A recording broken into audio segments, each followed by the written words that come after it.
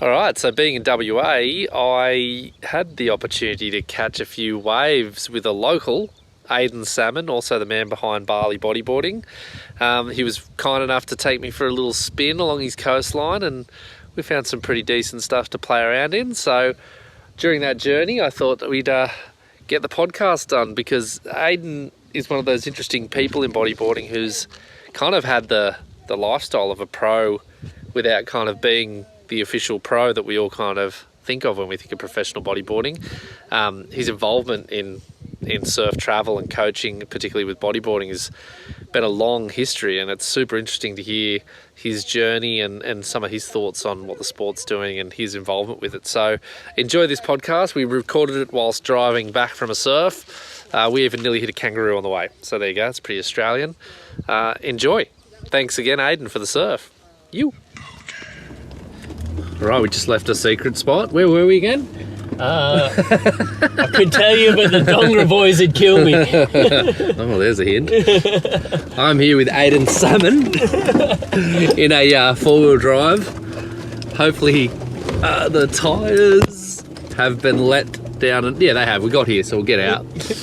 We're just weaving our way through some sand dunes. That was a really fun surf. Thanks for bringing me along. Yeah, no worries, man. It was great to share it with you.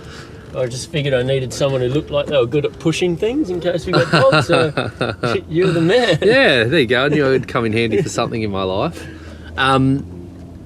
We're kind of, what are you doing here? You know, you're for those who don't know, Aidan, like, for many years you've had a pretty thriving little business out of Bali called Bali Bodyboarding, getting a few frothers over there. You've had Coach Hardballs join you amongst others over the years, but you're back home here in Geraldton. What's going on? Yeah, so Bali Bodyboarding was doing great guns. We were so happy with the way it was going right up until someone in Wuhan ate a bat and and really ruined my day.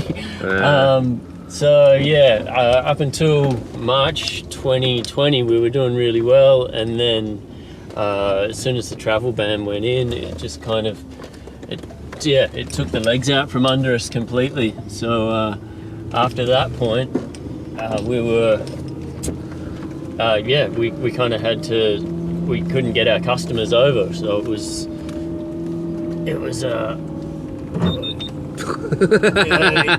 we're gonna get there. Nah, you got there. Look at that. There you go. Some little alarm went off. Yeah.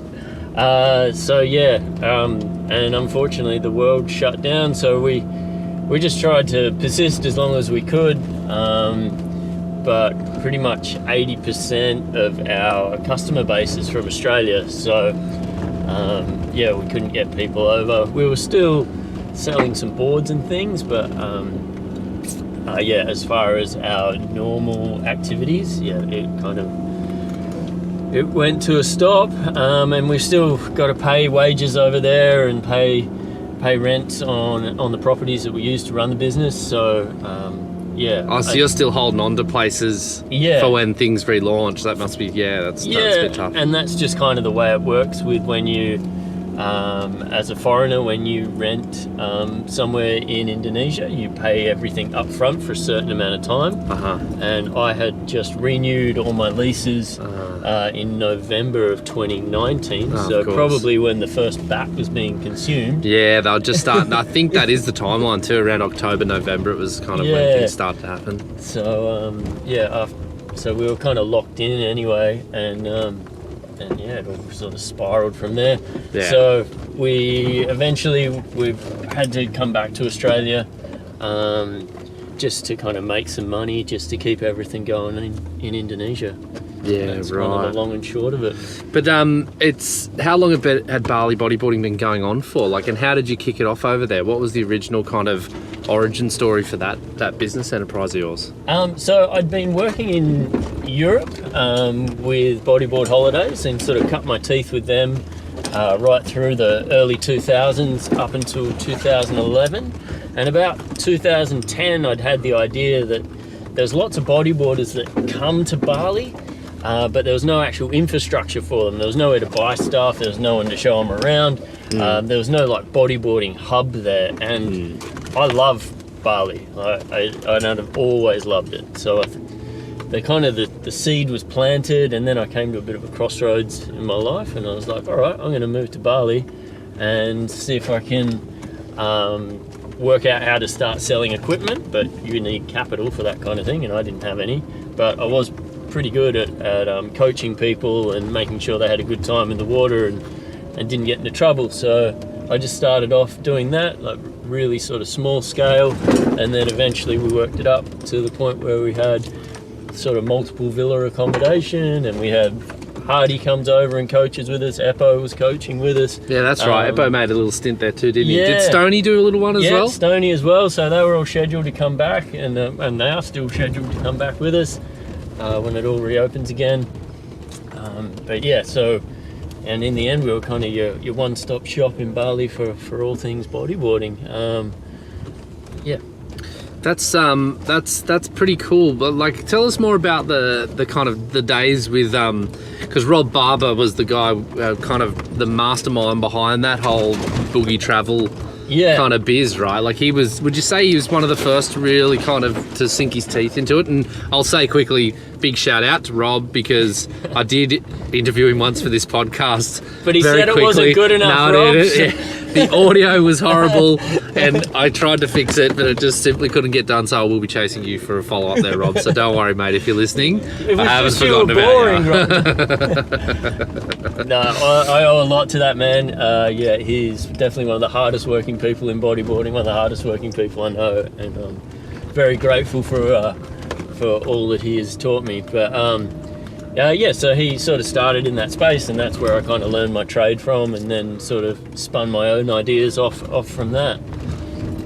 It's an interesting space though, because there's a lot of bodyboarders in the world, right? And there's a lot of guys. Like, did you have trouble getting it moving once it was a thing, if you know what I mean? Like, was it a hard thing to sell, or was it an easy sell? Did you find more people were contacting you, or were you really chasing to get those clients into your camps and stuff like that? A little bit of both. So I'm really grateful for the people that came in that first year when I had Bali Bodyboarding, because they were the ones that kind of put their trust in me and said, yeah, I'm going to spend my money with you, I'm going to trust you that you're going to keep me safe, and I'm going to have a good time, and I'm going to improve my bodyboarding.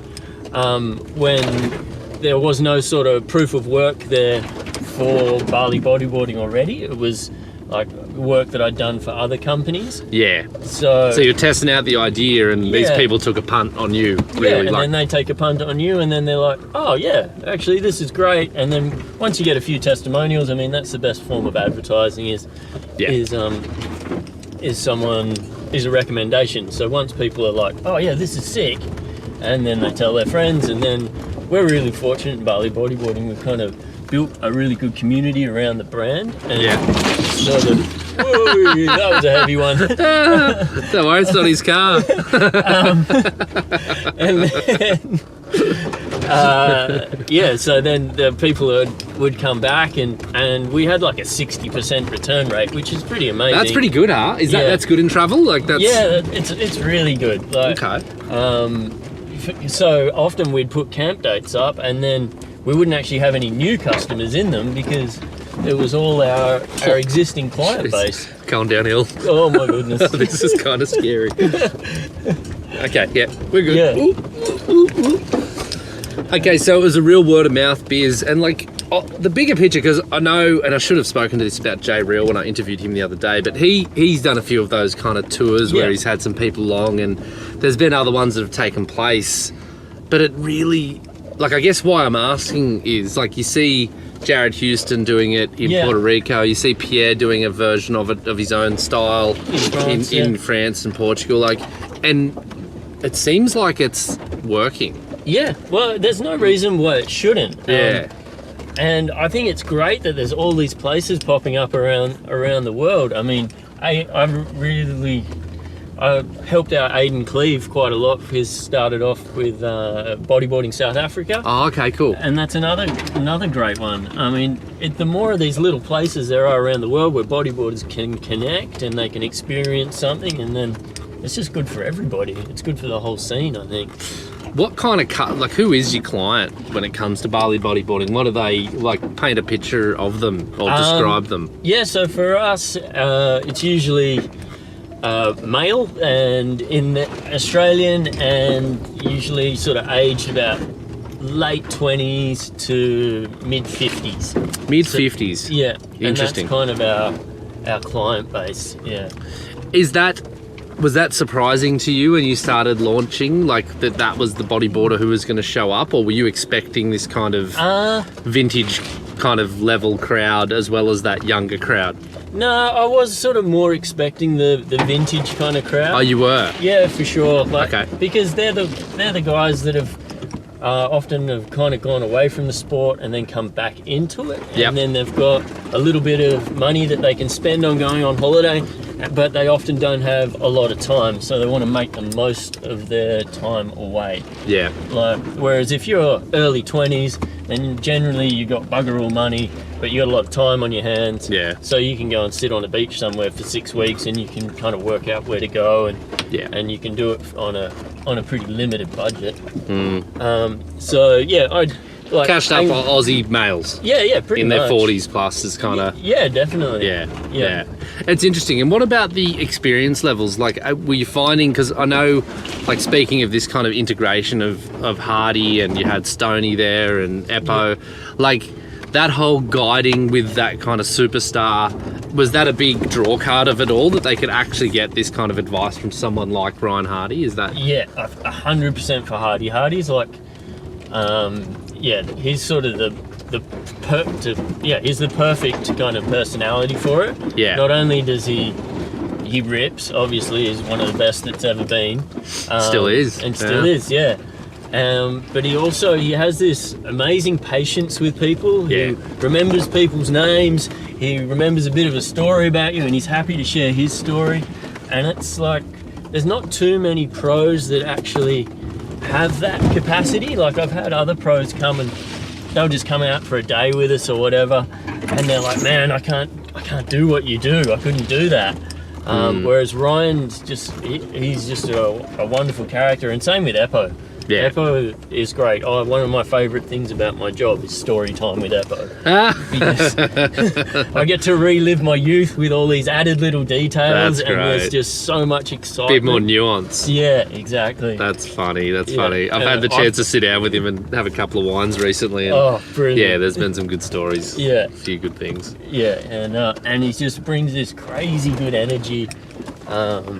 So usually by the end of his camps, he's absolutely broken as well, because he throws so much. That's funny. So much passion into it. Oh, cool. I mean, the bigger picture though, like there's an undersupply of these experiences, would you say, in the bodyboarding community? Like, there's a lot more room for these types of things to happen, right? I mean, the COVID world has really probably disrupted a lot of these initiatives like yourself, but, you know, getting back to a normal, whatever that looks like, world, we really could have a lot more bodyboarding experiences packaged up, right? Yeah, for sure. I mean, there's heaps of them in surfing, and I think, there's definitely space for it to grow.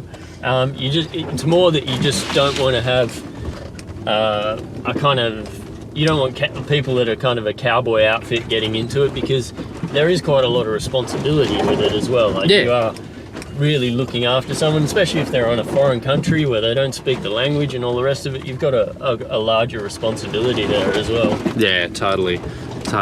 It's but with your kind of life's journey in bodyboarding, because you and I have had a couple of good yarns now, and there's a lot more depth to you than just being the Bali bodyboarding guy. You know, like, you've kind of been connected to bodyboarding all your life. Like, tell us a story about your kind of early beginnings in this part of the world in particular. Like, what was it like growing up around here as a bodyboarder? Or was this home the whole time? Is this where you grew up? So Geraldton is where I grew up, spent the first sort of 17 years of my life. And I was fortunate enough to come up during like a really thriving time in bodyboarding. So There was a guy, Brad Suarez, who's like kind of the patriarch of Geraldton Bodyboarding. He's also a big fan of your show. So Oh, cool. Shout out to Papa Suarez. There you go. So there was guys that won Australian titles and state titles and all the rest of it, and we're a pretty small town. So Yeah, you are. Yeah, Gerald's tiny, eh? Definitely punched above its weight. Yeah. So other names that came out, like Sean Virtue, Ben Sukanik. Oh, was Ben Sukanik from up here as well? Yeah, he's cool, man. Is he? Yeah. He was good. Yeah. He was really good. He was really good. And, Rory Nelson, so he's I think he won an Australian title for drop knee, and then I think Emmett Peake won one as well. So there's been quite a few. And then Gero boys. Yeah, Gero boys, definitely. And then you've got a younger generation now, like Lachlan Hearn and people like that, who are also really, really good bodyboarders. All right, we should pop these wing mirrors out now that we're out of the jungle. Yeah, we should do that. All right, we just clicked out a 4-wheel drive. Oh, there we go. Bit of foliage on the windscreen, and we're gonna head our way. We're gonna see how this whistle goes, and if the background noise gets too annoying, we'll press pause and we'll reconnect over a Cupper on route or something like that. That sounds a good idea. But the scene itself, is it that similar story that kind of, because you're 40 now, right? Yeah. So like you would have grown up like me in that period of, we had Eppo win a world title when we were grommets. Yeah. We were kind of frothing because it looked like it was a real sport that we could progress through.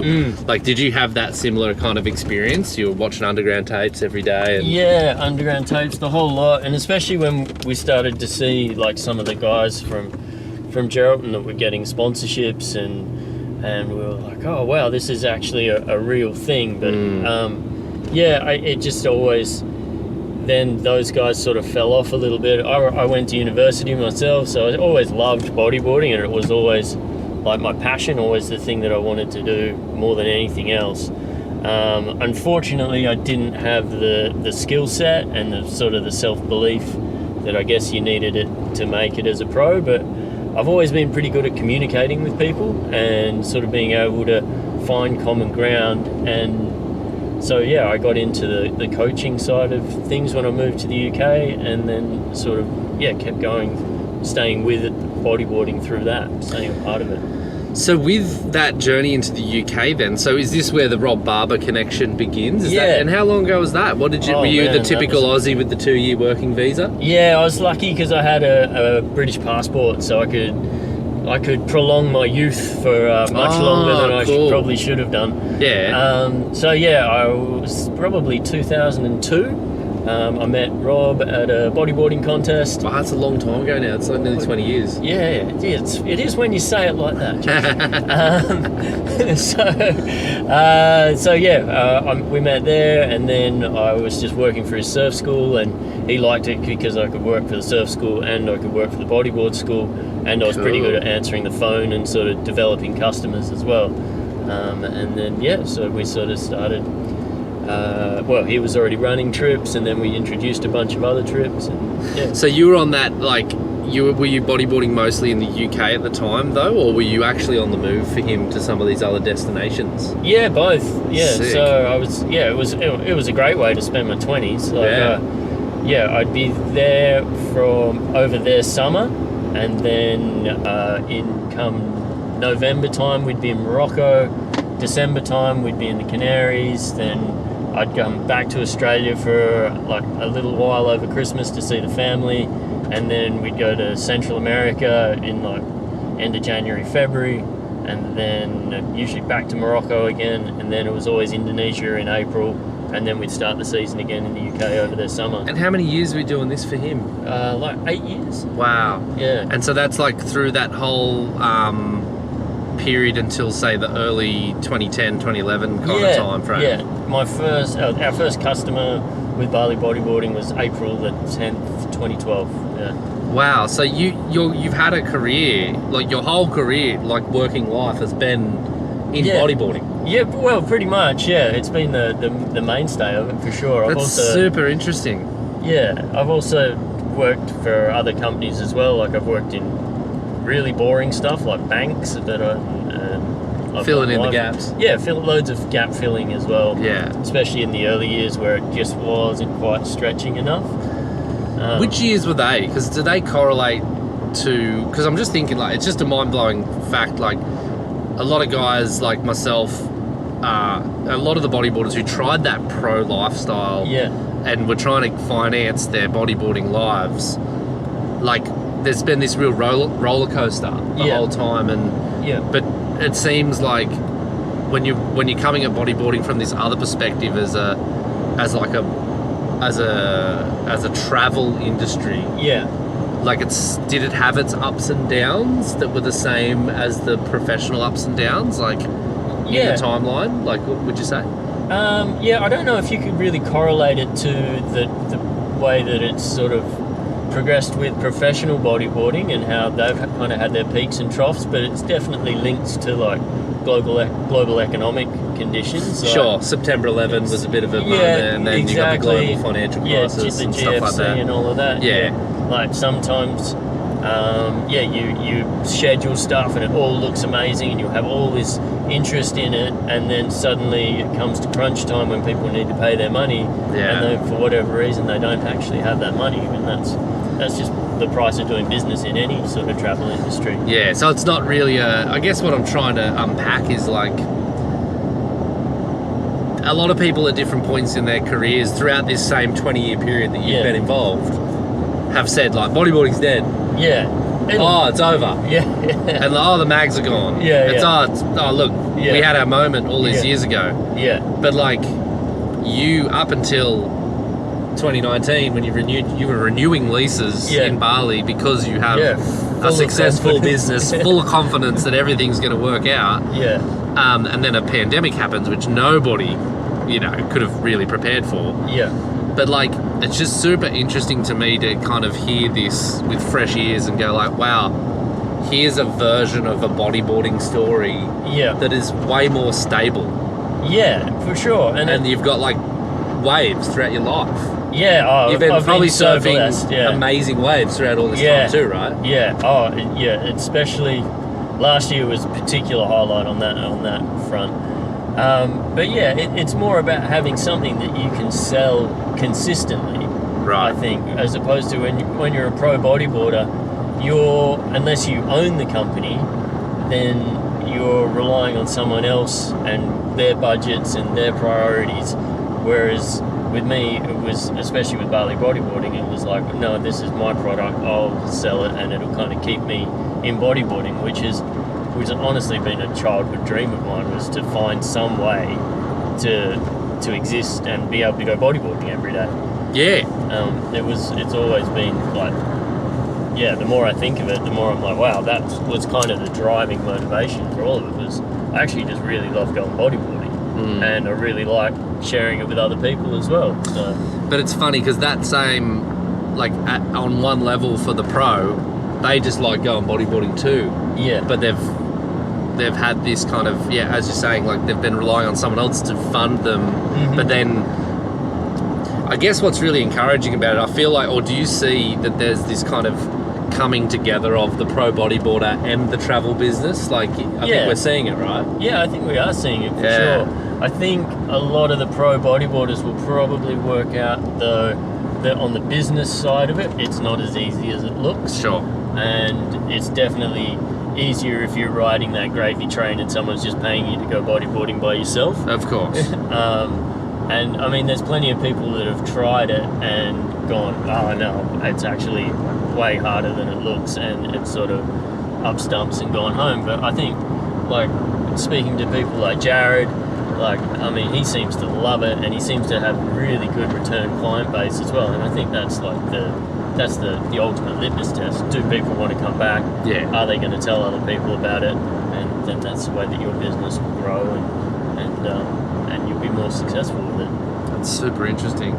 It just seems to me like the pro bodyboarder of today can be, like, I guess what I'm getting at is, you could be a pro bodyboarder next year if Bali Bodyboarding was back on track and you felt like integrating a couple of trips that lined up with World Tour events. Like you could compete. I've just surfed with you. You're more than capable of pulling into a barrel. Like that's all I ever do. Yeah. So like you could totally get in with that, and then have the business kind of funding more of that dream. Like do you feel like it's a better, like, I don't know, there's some moments when things were going well, obviously it's a bit more difficult now because you've had the setback of COVID, but maybe reimagining how it felt, but were there moments in your Bali bodyboarding journey where you're like, wow, I can't believe I've pulled this scam off? The whole pinch yourself moment? Countless, for sure. Where I'm looking around and I've got all like these smiley, happy faces that are like, wow, this is the best day we've ever had, ever. This is the highlight of I just caught the best right-hander of my life. And I'm like, I've had some pretty good waves today too. And I can't believe I'm actually getting paid to do this. And now we're going to go back and we're going to have a couple of beers and talk some story and watch some footage. And then that's such a satisfying feeling for me. It's like a little bit self-indulgent, I guess, because I look around at it and I'm like, I built that. That's what I fine. did. It's rad. It's rad. It's something that I've for years and years been told that you'll never make any money out of bodyboarding. You'll never It's like you're not going to be a pro, therefore forget about it kind of thing. It's interesting, and I guess that's what I'm really grabbing onto is just like there is this path you've been living a life of a pro bodybuilder essentially. You've just had to have this business structure around it, which is kind of what a pro bodybuilder is meant to do. Run a business called themselves around bodyboarding. 100%. And some guys do that just through pure performance and getting sponsors, but there is another way. Like there is this other way. I mean, it's just super interesting to unpack, and I know, I just hope anyone listening can kind of, hopefully some light bulbs go off in their heads wherever they are around the world, because a lot of people listen to this in different parts of the world, and maybe like it isn't outrageous for them if they've got half an inkling.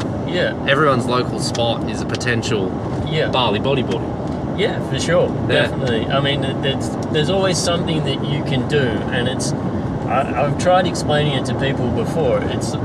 You've got to you find that thing that you enjoy, and then work out what's around it that there's a demand for and that you can provide, and then that's what's going to keep you in doing that thing that you enjoy.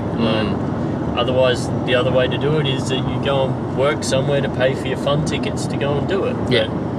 So there's kind of two pathways there. But if you're creative enough, then you can usually find that thing so whenever I get young bodyboarders coming up and they're like, I want to get sponsored or I want to do all this stuff, I'm like, you should also do a judging course, because at least that way when you go to a bodyboard comp, you can get... What's that? Fox. Was that a fox? So it's wildlife, WA wildlife, introduced invasive species. We kind of cute though, they are cute. That's Fox Creek, it's near Wolf Creek. There's a kangaroo though. There's a kangaroo. Shit, that one's way too close. That's going to look pretty funny. That's going to look good. That's definitely a clip for Insta. Oh man, wow. Skippy, fuck off, please. I'm going to slow-mo our expressions as that actually happened. That was coming straight at us. Okay, we're in Australia. Wow, there's a lot of wildlife in 100 meters. What the hell was that? But you're just saying that, like, kind of diversifying the individual is, I guess, where you're going with that, about the judging course. And do a judging course, and then that way, not only will you be able to earn money when you go to a comp, but you'll also be able to self-analyse your performance when you're in the water better, because you'll be surfing to the criteria better. So it's another way to do it. And same when I get parents talking to me and I'm like, all right, well, if they're really keen on it, then they also need to study media, and they need to be able to take photos, create videos, and be able to communicate with people, because that's what a sponsor wants at the end of the day, is someone who's going to be able to connect with their customer base. And it doesn't matter which sort of demographic you're going for, whether you're trying to connect with an NMD customer base or say the other end of the market, like a drag customer base. They're like, different people, but they all still need that connection and that kind of communication. So do those things, and then that's going to give you a better base that you're going to be able to promote yourself and hopefully promote the other people, the other companies that are investing in you. No, it's good advice. Good advice. With that kind of eye of yours for the business and the creative around bodyboarding, like, who you mentioned guys like Drag, and then you know there's all these other brands doing things. Like, what's your take on the kind of lay of the land at the moment? Like, who's really making a good go of it, in your opinion? Like, who's getting it right for the time? Yeah, I like what kind of the Hubbards are doing. I like the way they're kind of putting out content. I really did like the way Drag was doing it, because I look at it from a marketing point of view and I'm like, you boys have tapped into a little niche there. You're the only ones doing it. You've kind of you're like, I don't know, this will probably get taken out of context. No, that's what podcasts are for, mate. Yeah, all right, you're like the bad boys of bodyboarding. Keep doing that because people love it. Like, I'm a fan. Like, at first I looked at it and I was like, I don't know what I thought at first. I was like, oh, these guys, do they hate bodyboarding, or do they like? Or do they love it ironically? Yeah, exactly. Like, it was really hard to pick at first, and and then I guess I just stopped analysing it and I just enjoyed it, and I was like, this is great to watch. Like, I'm really enjoying. Like, and look, some of the guys there, like, I think they are. Like I love how the hubs. I really love how the hubs have just inspired fun, and it's very playful stuff. And you know, anyone who ever gets a chance to hang out with a Hubbard, they're having a good day. You know, like, you're never going to get a better experience than a Hubbard. Two Hubbards, better than one. There is a third Hubbard, really nice Hubbard. The other brother, I forget his name now, but he's a really nice guy too. But I met him a while back. But like, so hubs, I think, are really killing it. But the Drag guys, it is this whole other approach of self-deprecation. And like, I dig it because I think that, and the way they've been able to break that barrier between stand-up surfing and bodyboarding, and like, there's guys who you'd never thought would lay down on a board who are kind of bridging the gap there. So it's super interesting stuff. It's been a real shock to the whole ecosystem, and I reckon it's great. On the other people, I love what Mez does with boards, because he's the original innovator out there. Like, he's the one who's constantly kind of pushing a new technology, like different tails, different concaves in boards, like stringer systems, and that all kind of makes it more interesting as well. And on a business side of that, it gives you new things that you can sell to people. So rather than, it's single stringer mesh polypro core. All right, great, but is people going to buy that year after year after year? Or why don't you try this tail design, like the Y-Fly or quad channels, or they're wacky looking boards. I've got to say, like, I think I tried one at one of the wave pools. I think it was a Winnie one, and I mean, it felt different. I mean, I don't know, I'm just one of those, for me, with that board discussion, like, I love that there are different things available, and I love that Mez is still pushing it in this way or that way. Mike's still tweaking things on his side. You know, Mitch has got his own approach to it as well. But to me, I just don't. I don't know what I'm talking about. Like, that's how I feel when I look at that. You're not alone, though. Yeah, you're not alone. I just ride them, like, and I get boards from Mitch, and I just they're great. And I'm sure if I was getting boards from Mez, I'd be like, oh wow, that's different. That's great. Like, I'm sure it's just like rad. It's, for me, it's a really weird thing. I guess I just trust the makeup. For sure. And I think that there's definitely space for better communication in that realm as well. I reckon that's a good point. Because the amount of people that I'll get that have had a break from bodyboarding, and then they come back in and they're like, I don't understand the boards. I do not understand any of this tech. And then there's like this whole wonderful world that they get to dive into. But it's pretty intimidating, because you're about to throw down however much money that you're going to spend, and then you're like, is this for me, or is this not for me? Or you want to be right about that choice, don't you? I mean, a part of that, I've had discussions with Mitch about this as well, is like, we don't, like, traditionally bodyboarders haven't had quivers. You know, I think we need quivers. We need them, I reckon. Like, I definitely have a 2-board quiver. And I could realistically, if I really wanted to branch out, like I could have a 3-board quiver, I reckon. Like I could have a little stoogie, because I reckon that'd be a lot more fun to get into that. And I just, no offense to the drop nares, but it just ain't for me. Yeah. And I'm not going there. I tried it. I can't do it. Can't do it. Not doing it. But the stoogie I can definitely get away with, I reckon, to have a little bit of fun. Yeah. But then, like a larger prone board for some smaller, fatter waves, and then a tail variation, like a Y fly or a bat tail for smaller waves. Exactly. And then, for me, I fell in love with the quad channels. Like I don't know those. Yeah. So especially in Indo style waves, where you've got a longer barreling wave. Okay. That ability to hold higher on the wave and get that down the line speed. It was that was love at first bottom turn for me. There you go.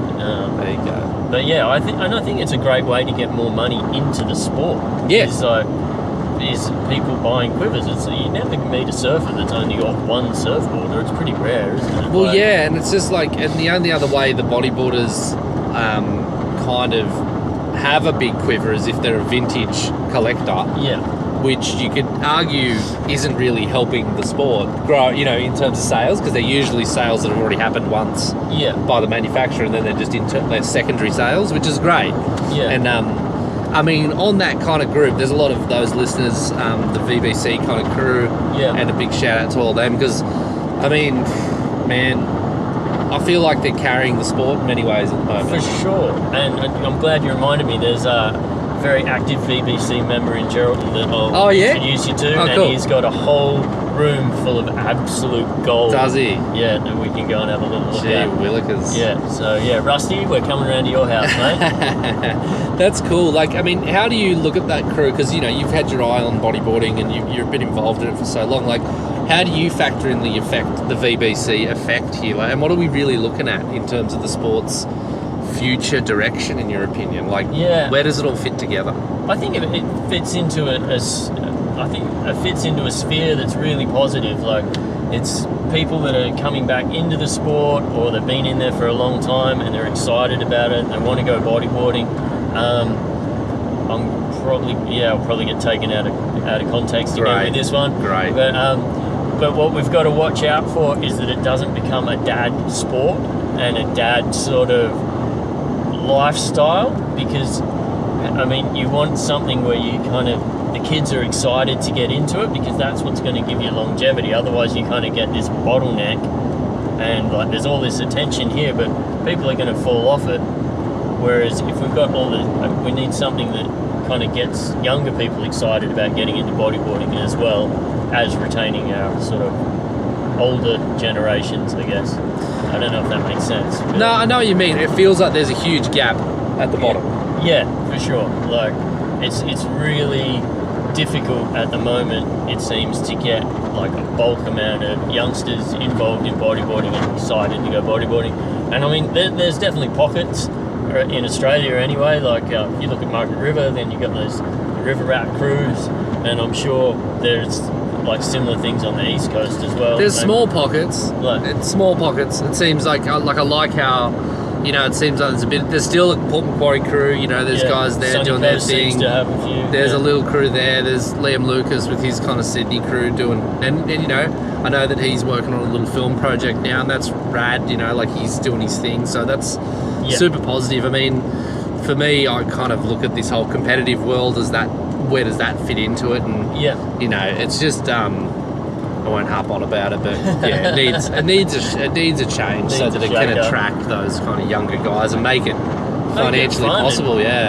Just make it fun and something that they want to go and participate in on a weekend at a club level. I think is where it all starts. Like that's the bit that gets you from club to states to nationals. Yeah, exactly. It's like we had this conversation, wasn't it? It has to have a structure behind it in order to people can see a pathway to, bodyboarding, I'm going to work hard at this. A, because I love it, but B, because there might be something that will help me travel around the world with. Like, even if it's just as simple as that, if it's something that inspires you to get out there and see the rest of the wonderful world that we live in.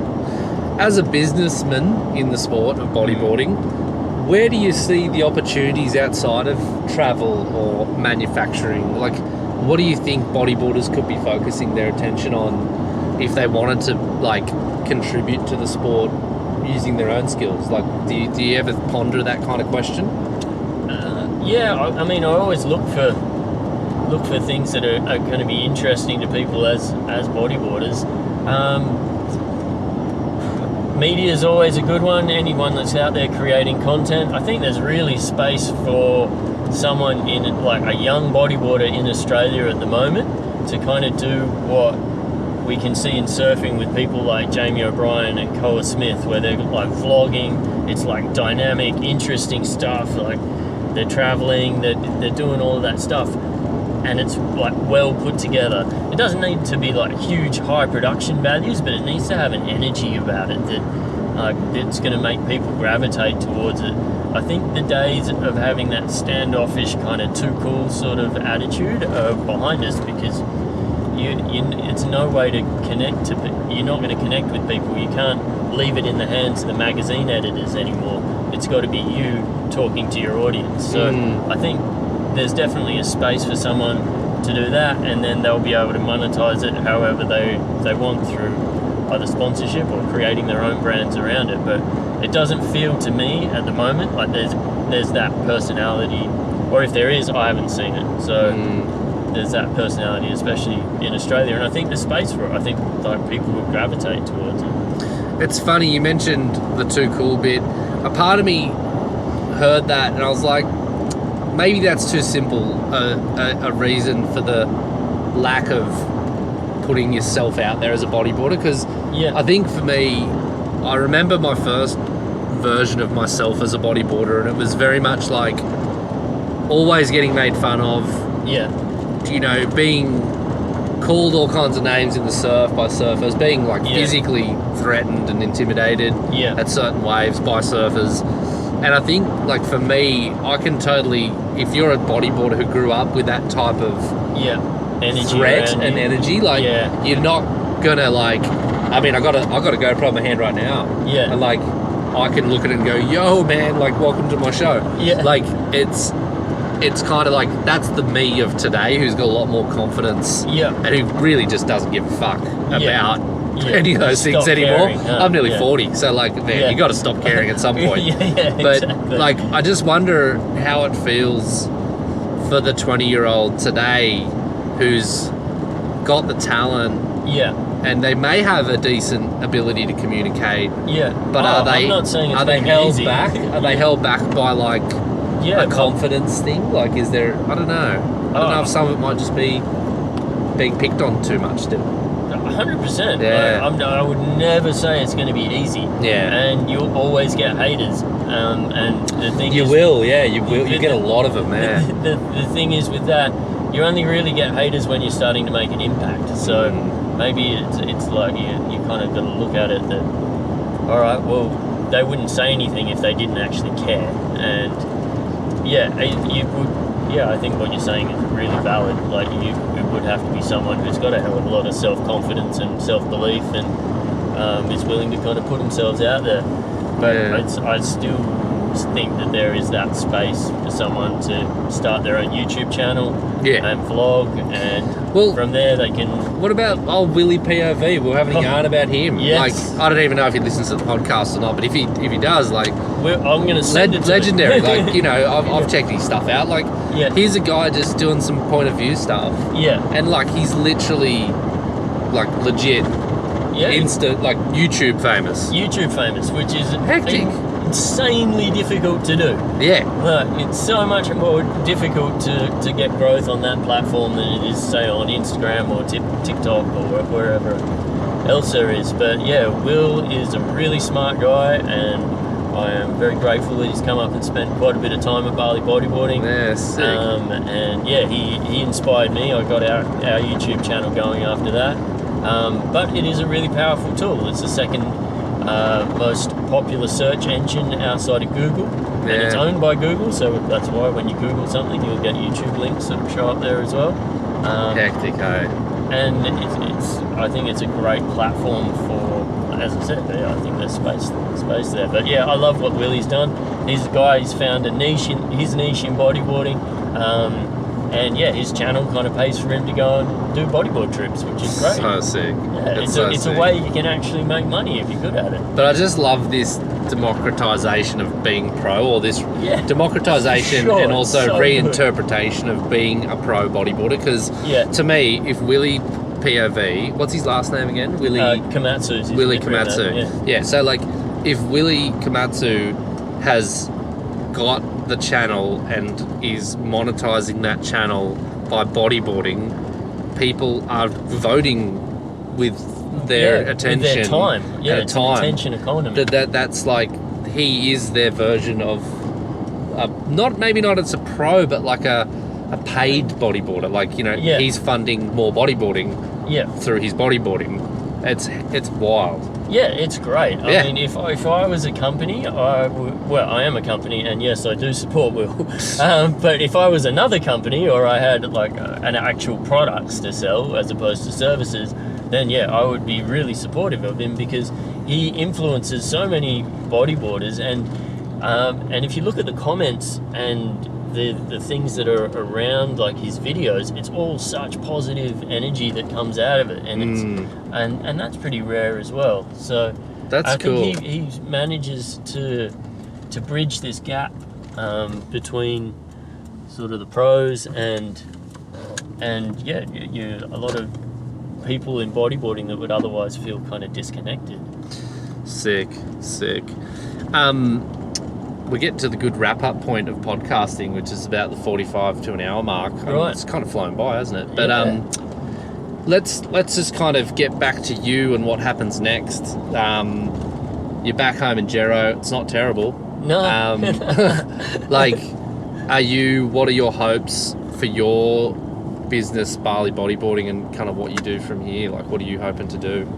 So I mean, the borders will open eventually, and Indonesia will probably open before Australia does. I have a colleague of mine who will be back in Bali in September, so next month. So we'll be next month. This in 2021. Yeah. So we'll be operational from then again for Europe and America, because they're able to travel. And then, as soon as the borders open, I'll be back up there and doing our thing. Will you make the punt? Like, would you take the punt of just going there, not knowing if you can get back into Oz? For us and the way our business is set up, pretty much unless the Australians can get in, then it's not really worth it anyway. Yeah. So as soon as it looks like we can travel again, I'll go up there, make sure everything's rip-roaring ready to go, and then we'll open up and hopefully we'll be able to welcome everyone back, and good times from there. All right, well, thanks for the surf this morning. Thanks for hanging out. Thanks for the podcast.